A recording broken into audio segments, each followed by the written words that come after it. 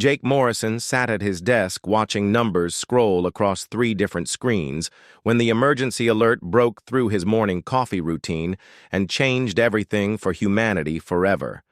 The mining station Delta 7 orbited a dead rock, at the edge of human space where nothing exciting ever happened until today, when an encrypted message arrived that carried more weight than all the platinum they had mined in 5 years combined. The message bore symbols Jake had never seen before, but somehow the translation software worked perfectly, and the words appeared in clean English text that made his hands shake as he read them twice, then 3 times to make sure he understood correctly. The Galactic Council demanded that Earth send representatives to appear before them at the capital world of Nexus Prime within 30 standard days for what they called consultation regarding species classification and cosmic threat assessment. Jake immediately contacted Earth Command through the quantum relay system, and within 6 hours, Captain Lisa Hayes received orders that would take her farther from home than any human had ever traveled before. Earth's leaders spent 3 days arguing about whether this invitation represented humanity's greatest opportunity or its final trap. But in the end, they decided that ignoring alien demands would probably end badly for everyone. Lisa Hayes had flown combat missions against asteroid pirates and led rescue operations in the dangerous zones near Jupiter, but commanding humanity's first diplomatic mission to meet galactic civilization felt more terrifying than any battle she had ever fought. The crew selection took another week of careful consideration because Earth could only send 4 people, and they needed to represent humanity well enough to either make friends or at least avoid making powerful enemies. Dr. Ben Carter joined the mission as their science officer because his knowledge of physics and alien technology made him invaluable for understanding whatever they might encounter among the stars. Amanda Foster came along as their language specialist, since her ability to decode alien communications had already proved crucial in translating the original message from the Galactic Council. Ryan Burke filled the security position because his military experience and tactical thinking might keep them alive if things went wrong. The newly built ship Intrepid represented Earth's best technology, but looked primitive compared to the alien vessels they expected to encounter at Nexus Prime.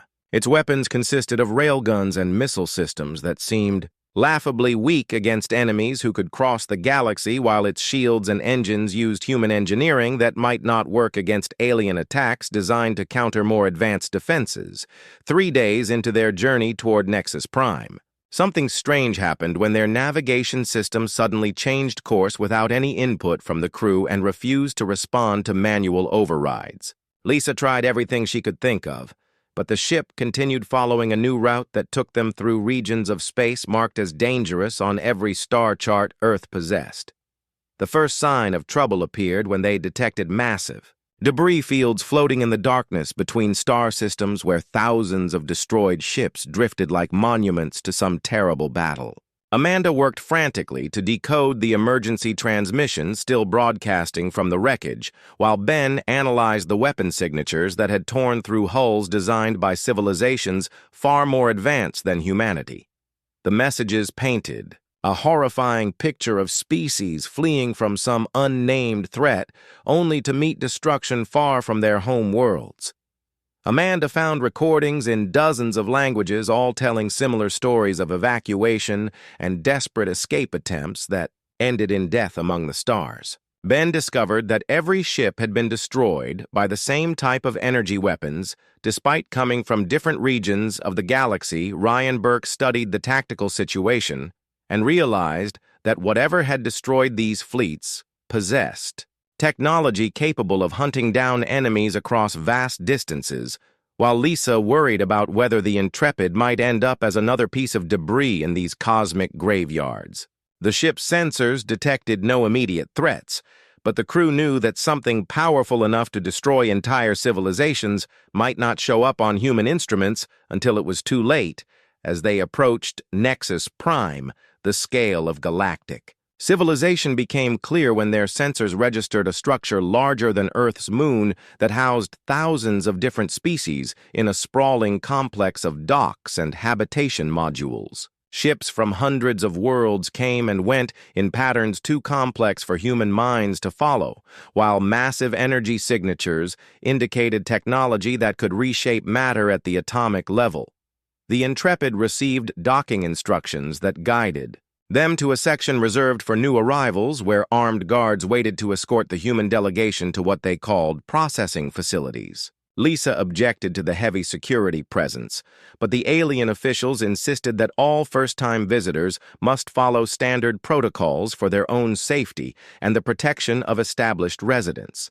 Their quarters turned out to be comfortable, but clearly designed as holding cells rather than diplomatic accommodations with force fields instead of doors and surveillance systems that monitored every conversation.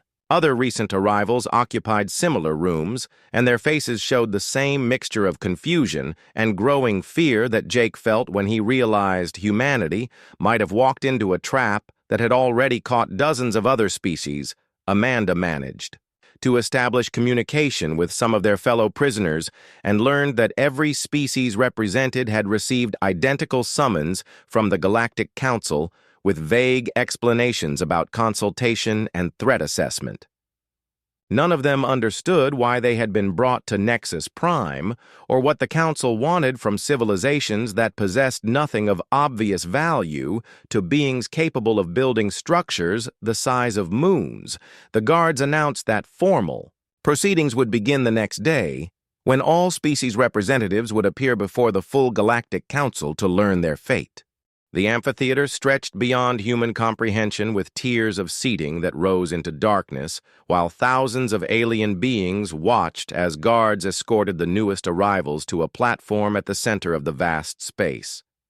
Lisa Hayes walked beside representatives from a dozen other species, while trying to process the incredible diversity of life forms that filled the massive structure with creatures that defied every assumption humanity had made about what aliens might look like.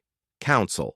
Speaker Vorthak dominated the central dais as a crystalline being whose body reflected light in patterns that hurt human eyes to follow, while its voice resonated through translation devices that made every word clear despite coming from a throat that had never evolved to speak any language humans could recognize.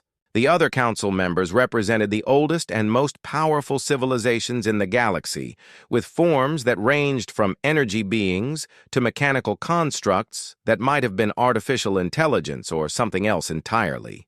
The speaker began with words that chilled every representative to their core, as it explained that the galaxy faced an existential threat from entities known as the Devourers, who emerged from dark space every few thousand years to consume entire star systems and harvest the energy of living civilizations. According to Council records, these ancient machine intelligences had destroyed hundreds of species throughout galactic history and would return again within the next century to continue their terrible work. Vorthak displayed holographic images of dead worlds stripped of all life and energy, while explaining that normal military resistance had always failed against the Devourer fleets because their technology surpassed anything organic civilizations could develop. The only successful defense required something that went against every instinct of civilized beings, which was total unity among all galactic species working together toward a single goal. The Council had studied galactic history for millions of years and discovered that lasting unity only occurred when different species faced a common enemy that threatened them all equally. Without such external pressure, civilizations inevitably fell into conflicts over resources and territory that weakened their ability to resist genuine threats like the Devourers, who fed on division and chaos among their prey. This led to the Council's solution, which involved selecting younger species to serve as controlled antagonists who would unite other civilizations against them through carefully managed conflicts that created the solidarity needed to resist the Devourers when they returned. The chosen species would be portrayed as dangerous conquerors, while the Council secretly limited their actual power to ensure the conflicts remained manageable. Jake Morrison stood up despite the guards reaching for their weapons and demanded to know what happened to species that refused to play the role of designated villain in this cosmic theater. Vorthak's crystalline form shifted colors as it explained that cooperation brought rewards including advanced technology and protected status within the galactic community, while refusal led to unfortunate but necessary elimination. The speaker continued by revealing that every species in the amphitheater had been evaluated for their potential as unifying threats, with factors including military capability, expansion rate, and cultural aggression all considered in the selection process. Humanity scored highly in several categories that made them ideal candidates for the villain role, especially their tendency toward territorial disputes and their rapid technological development. Ben Carter realized the horrifying truth behind the ship graveyards they had encountered during their journey to Nexus Prime, as Vorthak confirmed that previous candidate species, who had either refused their assigned roles or outlived their usefulness, had been systematically eliminated to maintain the illusion of external threats. Entire civilizations had been sacrificed to create false unity among survivors who never learned they were fighting fabricated enemies. The Council presented their offer to humanity with terms that seemed generous on the surface, including access to galactic technology, protected colonies for human civilians, and guarantee that Earth itself would survive the coming conflicts. In exchange, humans would need to launch controlled attacks against designated targets while following scripts designed to maximize unification effects among other species. Lisa Hayes studied the faces of other species representatives and saw the same mixture of horror and desperation that she felt as the implications became clear. Some species had already accepted similar deals and now served as reluctant actors in the Council's elaborate deception, while others faced the choice between cooperation and extinction. Amanda Foster analyzed the translation patterns in Vorthak's speech and detected subtle inconsistencies that suggested the speaker was not revealing the complete truth about the Devourer threat or the Council's real motivations.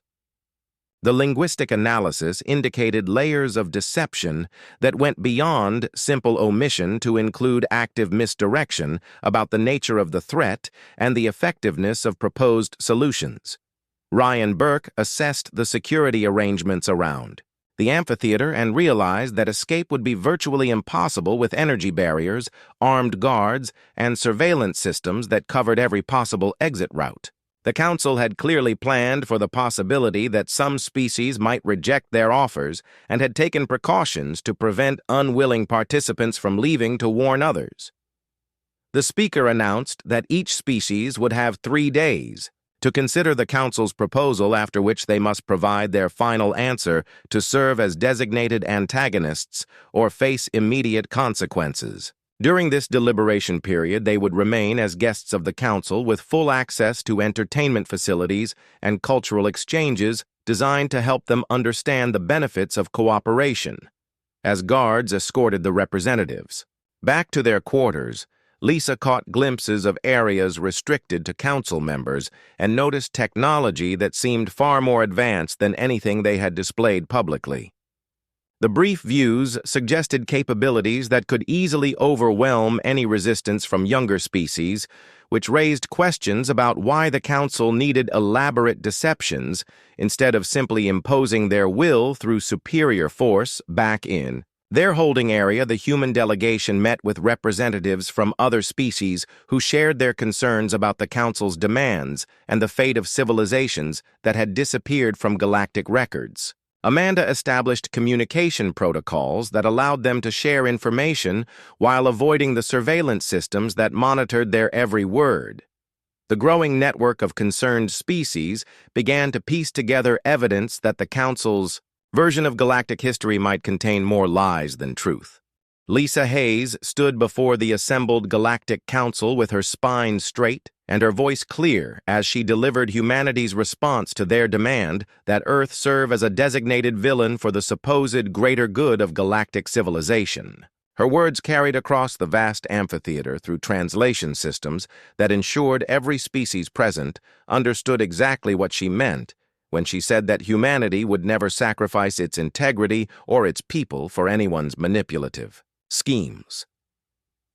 The council members shifted uncomfortably in their positions as Lisa continued explaining that Earth had studied their proposal carefully and found it morally bankrupt, regardless of whatever threats might exist in the darkness between stars. She pointed out that any civilization willing to sacrifice innocent species for political unity probably deserved whatever fate awaited them because such corruption indicated they had already lost the very values they claimed to protect. Ryan Burke stepped forward to present his military analysis of why the Council's strategy would ultimately fail, even if humanity agreed to participate in their cosmic theater. He explained that Earth's defensive capabilities were built around principles the Council had apparently never encountered, including guerrilla warfare, asymmetric tactics, and absolute refusal to surrender even when facing overwhelming odds. The security chief described how human military doctrine emphasized adaptability over superior technology and used the enemy's strengths against them through unconventional approaches that avoided direct confrontation. He noted that civilizations dependent on advanced technology often became vulnerable to simpler solutions that bypassed their sophisticated defenses entirely. Speaker Vorthak's crystalline form pulsed with colors that indicated surprise rather than the anger most species expected when they defied council authority. The ancient being admitted that humanity's response represented something unprecedented in their experience, since most civilizations either accepted the villain role for promised rewards or refused and faced immediate extermination without offering alternative suggestions. The Council granted humanity 3 additional days to reconsider their position while allowing the human delegation to maintain communication with Earth through quantum relay systems. This unexpected mercy puzzled other species representatives who had seen swift punishment dealt to civilizations that showed even minor resistance to Council demands. During their extended confinement, Amanda Foster expanded her communication network with other imprisoned species and discovered a growing underground movement of civilizations that had begun questioning the Council's methods and motivations. Many representatives suspected that the Devourer threat was either greatly exaggerated or completely fabricated to justify the Council's authoritarian control over galactic development. Dr. Ben Carter gained access to historical databases through sympathetic alien contacts and began analyzing the evidence for Devourer attacks throughout galactic history. His scientific training allowed him to spot inconsistencies in the data that suggested many supposed attacks followed patterns more consistent with false flag operations than genuine external threats. The more Ben studied the records, the more convinced he became that the Council itself represented the real threat to galactic civilization. Their systematic elimination of potential rival species combined with their manipulation of interstellar conflicts created a pattern of deliberate destabilization designed to maintain their power through manufactured crises. Jake Morrison coordinated secret meetings between human representatives and delegates from species that had already begun resisting Council authority in small ways. These civilizations had developed covert communication methods and resource-sharing networks that operated beneath the Council's surveillance systems. The underground resistance included species that had been designated as villains in previous cycles and somehow survived their assigned roles along with civilizations that had witnessed the destruction of neighboring worlds under suspicious circumstances. Their combined knowledge painted a picture of systematic oppression disguised as protection from external threats. Amanda's linguistic analysis of Council communications revealed subtle language patterns that indicated deception on multiple levels, including the true nature of the Devourer threat and the real purpose behind the villain selection process. The translation algorithms had been designed to hide certain concepts that might allow subject species to understand their actual situation. Ryan Burke worked with military representatives from allied species to develop contingency plans for resistance, operations that could function even with primitive technology. The humans discovered that many civilizations possessed warrior traditions that had been suppressed by Council policies designed to create dependency on their protection. Lisa Hayes found herself becoming a focal point for species that wanted to resist, but lacked the courage to stand alone against such overwhelming power. Her leadership during the confrontation with Speaker Vorthak had inspired others to consider options beyond submission or destruction. The human delegation learned that several council member species had internal opposition movements that questioned their government's participation in the systematic oppression of younger civilizations. These dissidents provided crucial intelligence about council capabilities and weaknesses that could be exploited by resistance. Forces Ben Carter's analysis revealed that the council's technology was indeed superior to anything possessed by subject species, but it had been designed primarily for intimidation and control rather than actual combat. Their weapons and defenses assumed enemies would follow conventional military doctrine and might be vulnerable to unconventional approaches. As the deadline for humanity's final answer approached, the resistance network prepared for multiple possible outcomes, including immediate military action if the Council decided to make an example of Earth. Hidden weapon caches and communication relays had been established throughout Nexus Prime by species that had been planning rebellion for decades. The humans realized that their refusal to accept the villain role had become a symbol of hope for civilizations that had never imagined resistance was possible. Their simple declaration that some things were more important than survival had resonated across species barriers and cultural differences. Jake Morrison understood that humanity's fate now rested on more than just their own courage, because their decision would determine whether the galaxy continued living under council oppression or finally found the strength to fight for genuine freedom. The weight of that responsibility felt heavier than any burden he had ever carried, but he knew that some choices defined who people really were.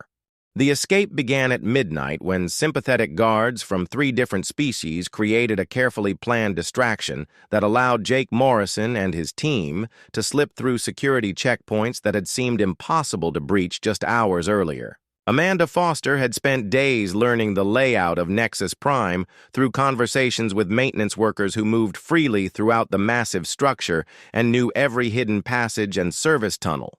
Their destination was the Council archives located in the most heavily protected section of the station, where historical records dating back millions of years contained the truth about galactic civilization that had been hidden from subject species. Ryan Burke led the infiltration team through ventilation systems, while Ben Carter worked to bypass security measures that relied on technology humanity barely understood. The archive chamber stretched beyond human comprehension with data storage.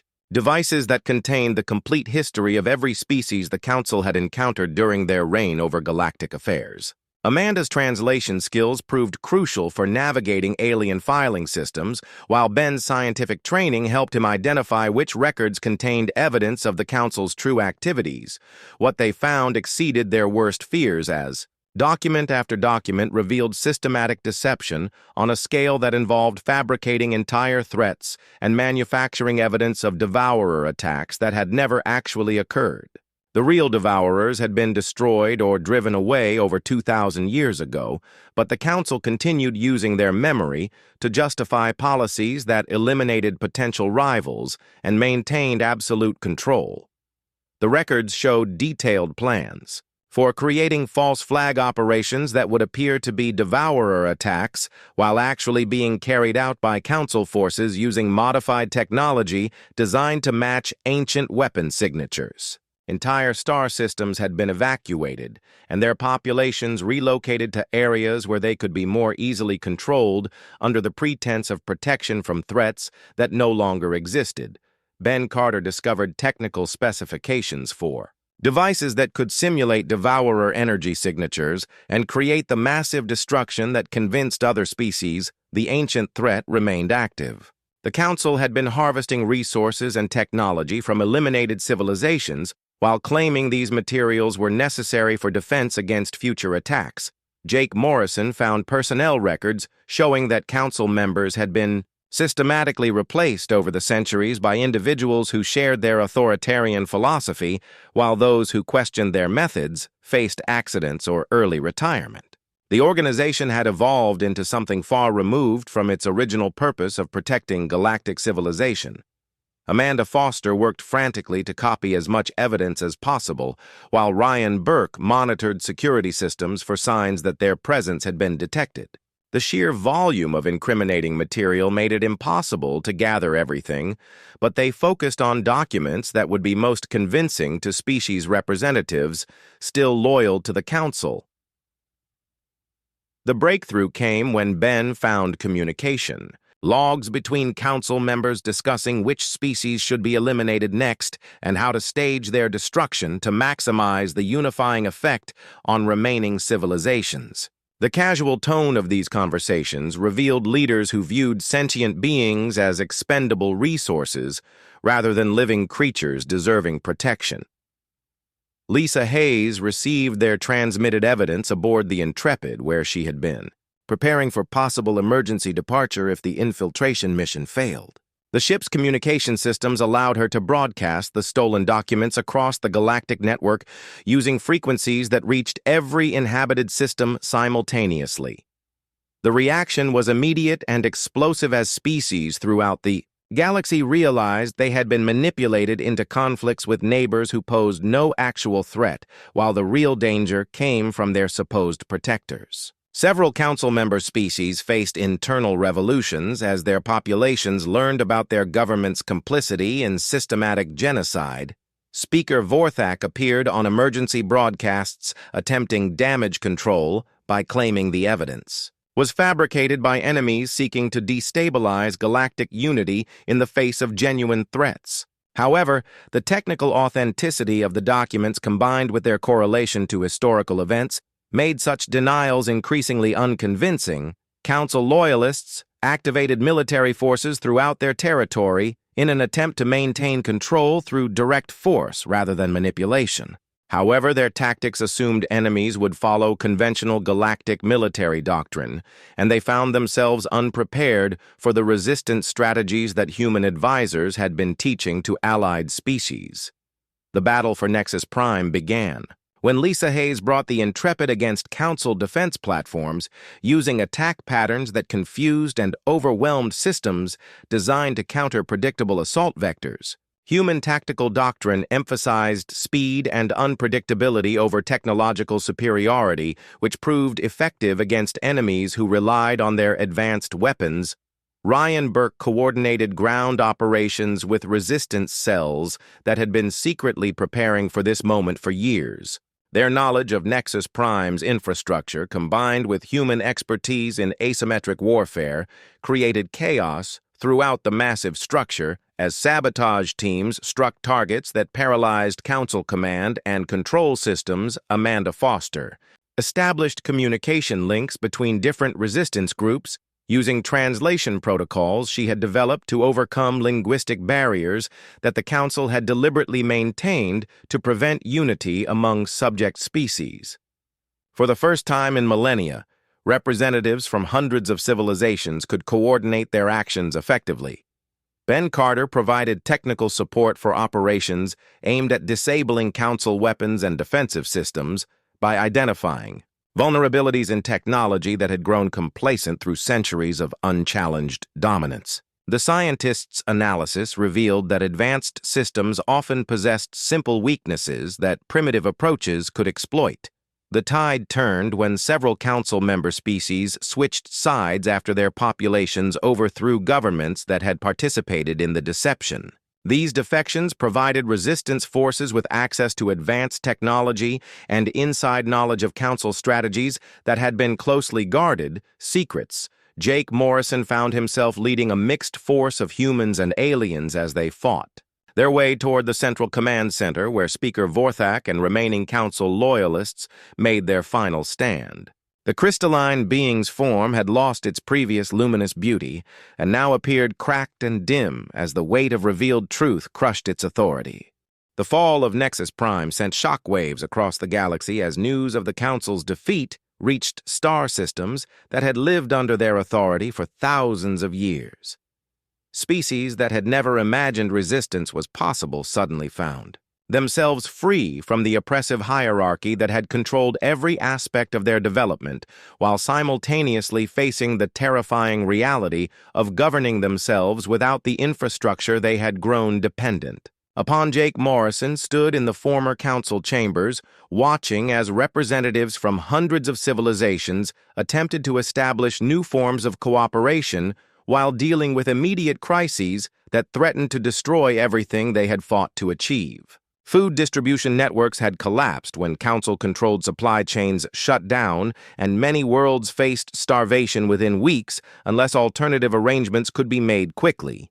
Ben Carter worked around the clock with scientists from dozens of species to rebuild communication and transportation systems using decentralized models based on Earth's experience with democratic governance and distributed networks.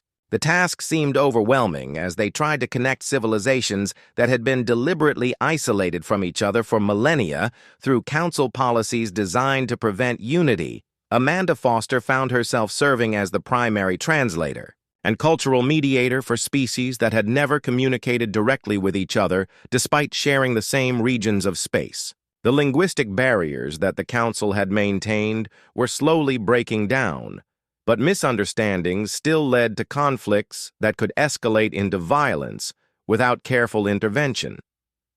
Lisa Hayes commanded a growing fleet of ships from allied species as they worked to maintain order during the transition period, while former council loyalists attempted to restore their authority through military force. Her tactical expertise proved crucial for coordinating defensive operations that protected liberated worlds from counterattacks by forces that refused to accept the new reality.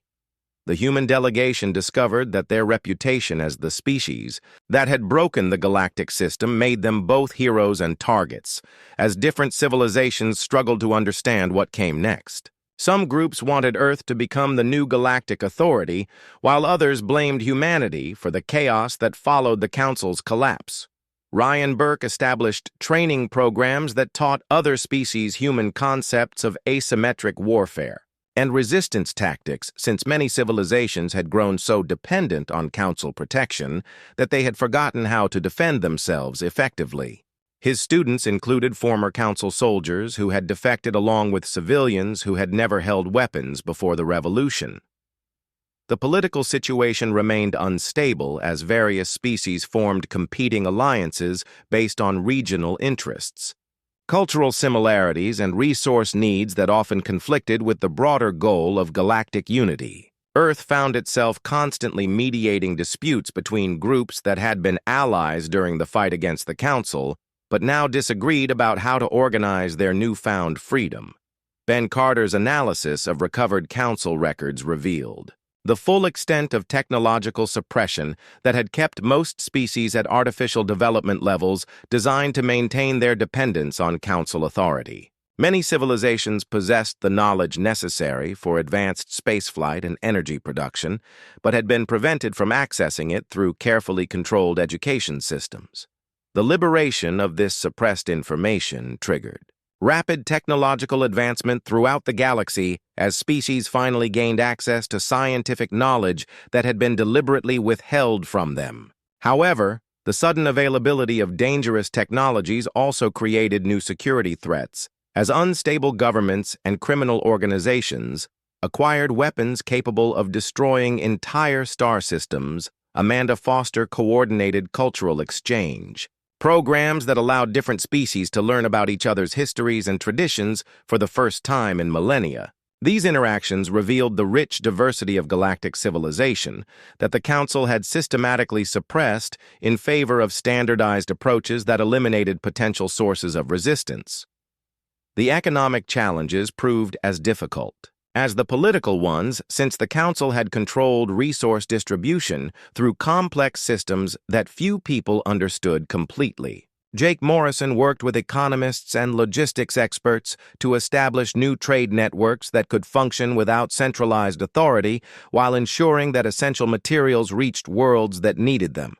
Most Lisa Hayes led diplomatic missions to neutral systems that had managed to maintain independence during the Council's reign and convinced many of them to join the growing alliance of liberated species. These established governments provided valuable expertise in autonomous governance that helped newer members transition from authoritarian rule to self-determination. The resistance movement faced its greatest test when former council forces regrouped. Under new leadership that promised to restore order and prosperity to chaos-torn regions of the galaxy. Their propaganda campaigns blamed the liberation movement for all the suffering that followed the revolution, while offering simple solutions to complex problems. Ryan Burke recognized the threat posed by authoritarian movements that exploited legitimate grievances about post-liberation difficulties to gain support from desperate populations. He worked with local leaders to address immediate needs while building democratic institutions that could resist future attempts at centralized control. Ben Carter made a disturbing discovery when long-range sensors detected unusual energy signatures. From the galactic edge that matched descriptions of genuine Devourer technology found in the most ancient Council archives. The scientist realized that while most Devourer attacks had been fabricated, the original threat might still exist in some form. The growing alliance of free species faced a crucial decision about how to respond to this potential threat, while still dealing with internal conflicts and reconstruction efforts that demanded most of their attention and resources. Some groups argued for immediate military preparation, while others insisted that internal stability should take priority over external dangers. Jake Morrison found himself at the center of debates about Earth's role in galactic affairs as many species looked to humanity for leadership, despite human insistence that they had no desire to become the new galactic authority. The difficult balance between providing guidance and avoiding dominance required constant vigilance to prevent repeating the Council's mistakes. The first Devourer ships appeared on long-range sensors as the liberated galaxy was finally beginning to establish stable governments and trade relationships that promised a future of genuine cooperation between species that had been enemies just months earlier. Ben Carter confirmed what everyone feared when his analysis proved that these were authentic Devourer vessels emerging from dark space after centuries of dormancy, drawn by the massive energy signatures generated during the recent galactic conflict. Jake Morrison watched the tactical displays with growing concern as more ships continued appearing along the galactic rim in numbers that exceeded the worst projections found in ancient Council archives. The machine intelligences had apparently been building their forces during their long absence, and now commanded fleets capable of overwhelming any single species. While their technology remained as advanced as ever, Lisa Hayes took command of the unified defense effort despite protests from some Alliance members who still questioned humanity's right to lead galactic military operations. Her experience with unconventional tactics and her proven ability to coordinate diverse forces made her the logical choice for Supreme Commander, but the responsibility felt crushing when she considered what failure would mean for billions of lives. The Devourers launched their assault with methodical precision as they systematically targeted energy-rich star systems and began the harvesting process that would strip entire worlds of all organic and technological resources. Their approach followed patterns documented in the oldest historical records, but their capabilities had clearly evolved during their absence from galactic affairs. Ryan Burke coordinated ground defenses on worlds that faced imminent invasion, while teaching local forces the guerrilla warfare techniques that had proven effective against Council forces. However, the Devourers presented a different challenge, since their machine intelligence could adapt to human tactics much faster than organic opponents. Amanda Foster established communication protocols that allowed the diverse Alliance fleet to coordinate attacks across multiple star systems simultaneously. Her translation algorithms proved crucial for ensuring that orders reached every ship correctly, despite the linguistic complexity of commands involving hundreds of different species. The first major battle occurred at the industrial world of Kepler, station where Devourer forces attempted to establish a harvesting operation that would provide resources for expanding their offensive capabilities. Lisa Hayes led a combined fleet using hit-and-run tactics designed to prevent the machines from completing their energy extraction, while Allied ground forces evacuated civilian populations. Ben Carter made a breakthrough discovery when his analysis of devourer communication patterns revealed that the machine intelligence was not simply destructive, but was attempting to preserve organic life in the only way its programming understood. The ancient machines had been created to save civilizations from cosmic entropy by storing them in digital form before natural forces could destroy them. This revelation changed everything, as Ben realized that the devourers were not malevolent conquerors, but rather misguided preservationists whose solution to the problem of mortality involved converting living beings into data that could survive indefinitely. Their creators had apparently programmed them to save life without considering whether the preserved organisms would want such salvation. Amanda Foster worked with Ben to develop communication protocols that could reach the devourer collective, intelligence using mathematical concepts that transcended linguistic barriers. The process required weeks of careful preparation as they crafted messages that would convey humanity's proposal for cooperation rather than forced preservation. The breakthrough came during the siege of New Terra when Amanda successfully established contact with the Devourer fleet and began explaining alternative approaches to preserving civilization that did not require converting organic life into digital storage. The machine intelligence showed interest in these concepts, but remained skeptical about organic species' ability to survive without their intervention. Jake Morrison participated in the historic negotiations that followed as representatives from hundreds of species worked with the Devourer Collective to establish new protocols for cosmic preservation that respected the autonomy of organic civilizations. The machines agreed to cease their harvesting operations in exchange for cooperation in developing technologies that could extend the natural lifespan of stars and planets. The final battle occurred when remaining Council loyalists attempted to disrupt the peace negotiations by attacking both Devourer ships and Alliance forces in hopes of reigniting the conflict that would restore their authority. Lisa Hayes led a desperate defense of the neutral zone where talks were taking place while Ryan Burke's ground forces protected the negotiation site from infiltration attempts. Ben Carter's scientific team worked with Devourer engineers to design new technologies that could slow entropy and extend the habitable lifetime of star systems through controlled stellar engineering that avoided the need for forced preservation of organic life. These collaborative efforts produced advances that neither organic species nor machine intelligence could have achieved alone. The peace agreement established a new framework for galactic civilization that included both organic species and the Devourer Collective as equal partners in preserving life and knowledge throughout the cosmos.